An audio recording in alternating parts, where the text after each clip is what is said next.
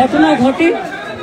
আমি সেদিন ঝাড়গ্রামে ছিলাম, কিন্তু আমার কাছে যখনই কলকাতা পুলিশ কমিশনার খবরটা দেয়, আমি সঙ্গে সঙ্গে তাকে বলি যে এটা খুব নক্কারজনক ঘটনা এবং খুবই বেদনাদায়ক ঘটনা।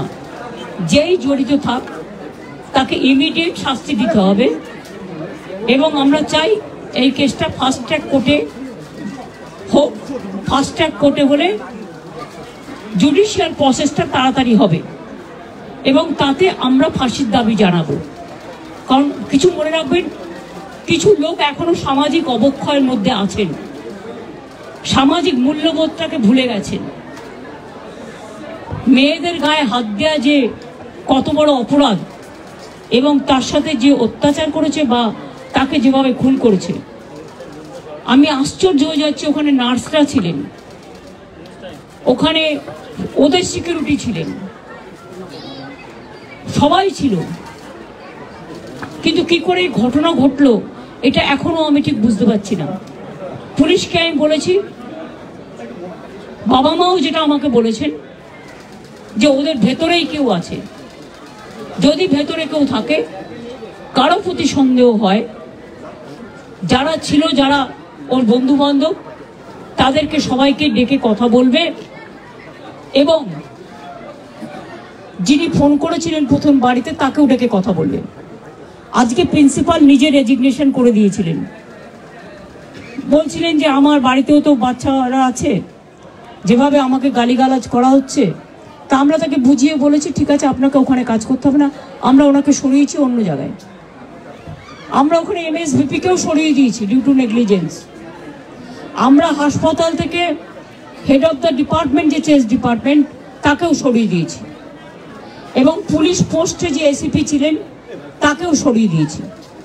সবাইকেই সরানো হয়েছে এবং ডগ স্কোয়াড থেকে শুরু করে, ভিডিও থেকে শুরু করে, ফরেন্সিক ডিপার্টমেন্ট থেকে শুরু করে সবাইকেই ইনভলভ করা হয়েছে যাতে খুনি গ্রেপ্তার হয় এবং দোষীরা শাস্তি পায়। এবং আমি চাই পুলিশ যত তাড়াতাড়ি সম্ভব দোষীদের গ্রেপ্তার করবে। আর রবিবার পর্যন্ত যদি তারা কুল কিনারা করতে না পারেন, কারণ ভেতরেও তো অনেকে আছে, তাহলে এই কেসটা আমরা আমাদের হাতে রাখবো না, আমরা CBI-কে দিয়ে দেবো। তার কারণ হচ্ছে আমার এতে কোনো পাওয়ার লেনা দেনা কিছু নেই, আমি প্রথম দিন থেকেই বলছি। কিন্তু ওদের সাকসেস রেট খুব কম। তাপসী মালিককে যখন খুন করে হত্যা করা হয়, ধর্ষণ করে, আজ পর্যন্ত বিচার হয়নি। সিঙ্গুরে এটা হয়েছিল, নন্দীগ্রামে যখন 14 জন গুলিতে মারা যায় বা 10 জন হারিয়ে যায়, আজও তারা ফিরে আসেনি। এই কেসগুলো সব CBI-এর হাতে ছিল, রিজার্ভের কেসও ছিল, একটা কেসেরও বিচার হয়নি। এমনকি রবীন্দ্রনাথ ঠাকুরের নোবেল প্রাইজ চুরি হয়েছিল, সেই কেসটাও ছিল, মানুষ কোনো বিচার পায়নি। কিন্তু তবু মানুষের স্যাটিসফ্যাকশনের জন্য যদি কেউ ভাবতে পারে যে পুলিশ ঠিক মতো করতে পারছে না, যদিও Calcutta police is the best police in the world, তাদের তদন্তের যে সিস্টেমটা এবং সবচেয়ে ভালো অফিসারকে লাগানো হয়েছে সমস্ত কিছু দিয়ে। আমরা রোববার পর্যন্ত সবাইকে ডাকবো, আমাদের পুলিশ ডাকবে, এটা বিনীত বলবে, আমি বিনীতকে বলতে আহ্বান জানাচ্ছি। আমরা অলরেডি যে ইনভেস্টিগেশন প্রসেসের মধ্যে যারা যারা ওই পিওর কাছাকাছি ছিলেন, কোনো ধরনের কোনো কানেকশন আছে, ইনভলভমেন্ট আছে, প্রত্যেকটা লোককেই ডাকা হচ্ছে এবং ডাকা হবে যদি কারো না ডাকা হয়ে থাকে।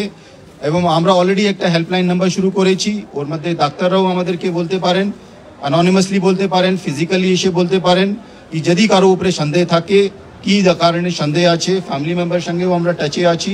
কালকে অ্যাডিশনাল CP1 পার্সোনালি এখানে এসেছিলেন, উনি ওনার ভিউটা জেনে গেছেন। আমিও আজকে এসেছি, ম্যাডাম এখানে এসছেন, আমরা ওনার ভিউটা জেনে গেছি এবং ওদের সঙ্গে আমরা কন্টিনিউয়াসলি যোগাযোগে থাকবো এবং প্রোগ্রেস অফ ইনভেস্টিগেশন নিশ্চয়ই ওদের সঙ্গে শেয়ার করব। এবং আমরা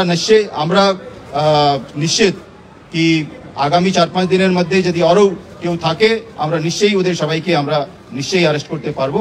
আর যদি তা সত্ত্বেও যদি ফ্যামিলি স্যাটিসফ্যাকশন না থাকে, ম্যাডাম যা বলেছেন সেটা হবে।